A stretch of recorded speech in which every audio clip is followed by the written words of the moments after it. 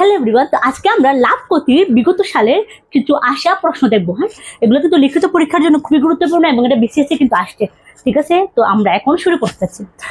টাকায় 10টি লেবু ক্রয় করে কি 8টি লেবু বিক্রি করলে শতকরা লাভ বা ক্ষতি কত টাকা? তো টাকায় ধরো 10টি লেবু ক্রয় করে 1 টাকা যদি ধরি,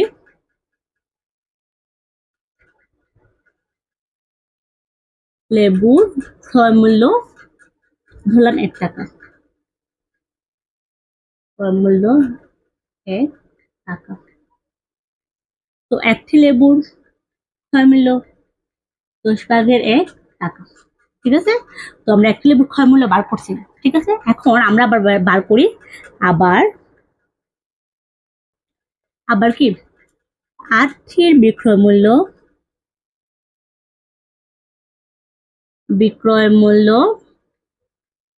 1 টাকা ধরবো এবং একটির বিক্রয় মূল্য কি 8/1 অংশ। ঠিক আছে, এখন আমরা করবো কি লাভ 1/8, মানে 1/8 কি 1/10। তো আমাদের লসাগু কত হবে? লসাগু হবে 40। কিভাবে হয়েছে আমি একটু দেখাচ্ছি লসাগু, অনেকে এটা বুঝবেন না। 2 দিয়ে যদি করি 4 দুগুণে 8, তারপর 5 দুগুণে 10। এখন দেখেন, এখন তো আর যাবে না, তো কি হবে 4 দুগুণে 8, 5 8 40। ঠিক আছে, লসাগু হবে, সবগুলা নিয়ে নিবো, লসাগু মানে সবগুলা নিয়ে নিবো 40। ঠিক আছে, তো এখন দেখো এটা দ্বারা এটা ভাগ করি, তাহলে কি হবে 5, 5 একে 5। এটার সাথে যোগ করি 4, তো 4 একে 4 ভাগ, তারপরে গুণ। প্রথম নিচেরটার সাথে নিচের সংখ্যাটা ভাগ, তারপর উপর সংখ্যাটা গুণ। মনে রাখবেন লসাগুর ক্ষেত্রে কি হবে, এইগুলো কিন্তু আমরা অনেক ছোটখাটো জিনিস আমরা বুঝি না। যদি তোমরা না বুঝো তাহলে আমাকে বারবার প্রশ্ন করবা, আমি বারবার উত্তর দেবো। ঠিক আছে, আমি কিন্তু সেম স্টুডেন্ট। ঠিক আছে, তো আমি একটু প্র্যাকটিস করার কারণে বুঝি, তোমরা বারবার যেটা বুঝবা না আমাকে একাধিকবার বলবা। ঠিক আছে, কোনো সমস্যা নেই, একাধিকবার কমেন্ট করবা। ওকে, তো এখন দেখো, এখন কি হবে 1/10 অংশ। আমাদের লাভ হয়েছে কি 10/1 অংশ। ঠিক আছে, এখন আমরা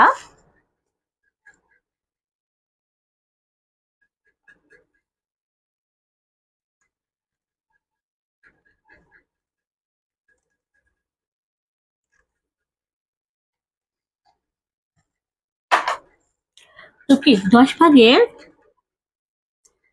অংশ লাভ হয় কত টাকায়? কি 40।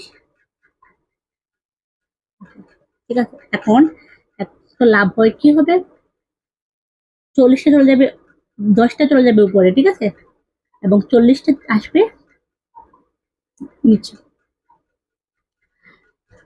ঠিক আছে, তো আমরা যদি এখন কি বলছি শতকরা। ঠিক আছে, তো এখন 100 টাকা লাভ হয় কি হবে 40 10 গুণ 100। এঠায় কাটাম 4 দুগুণে 2 দুগুণে 4, 5 দুগুণে 10। কাটাকুটি তো কি 5 দুগুণে 10 হবে 25। সেখানে কতটুকু লাভ হয়েছে? লাভ হয়েছে 25 টাকা। তো আমরা বুঝছি, বুঝলে কমেন্ট করি, না বুঝলে একাধিকবার প্রশ্ন করি।